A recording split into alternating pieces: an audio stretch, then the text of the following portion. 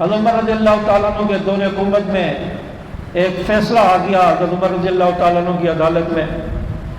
ایک بدو ہے، دیہاتی ہے، اور ایک بادشاہ ہے، شاہ غسان، اپنے وقت کا بادشاہ ہے، اس کی عزت ہے. وہ بیت اللہ کا طواف کر رہا ہے،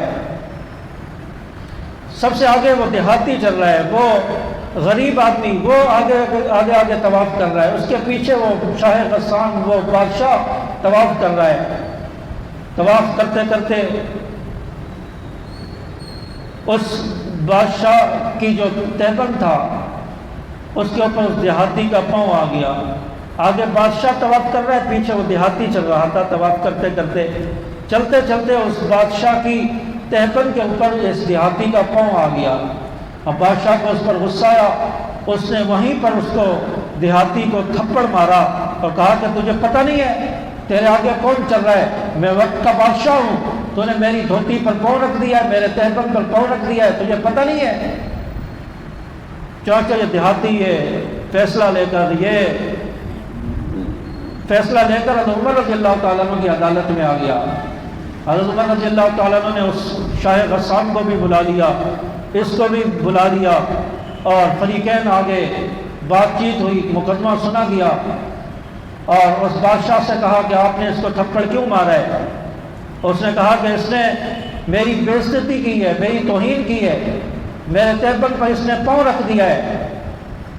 چاچا حضرت عمر رضی اللہ تعالیٰ عنہ نے کہا کہ تو نے اس کو تھپڑ اس لیے مارا ہے کہ اس نے تہبند پر پاؤں رکھ دیا ہے؟ کہا کہ ہاں اس لیے مارا ہے. تو حضرت عمر رضی اللہ تعالیٰ نے کہا کہ بھری عدالت ہے. اس دیہاتی سے کہا کہ جس طرح اس نے تجھے تھپڑ مارا ہے، آج تو بھی اس بھری عدالت میں اس بادشاہ کے چہرے پر اس طرح تھپڑ رسید کر اور اس کو بتا دے کہ عمر کا دور خلافت ہے، عمر کی عدالت ہے، یا میرٹ پر فیصلہ ہوتا ہے یا انصاف پر فیصلہ ہوتا ہے.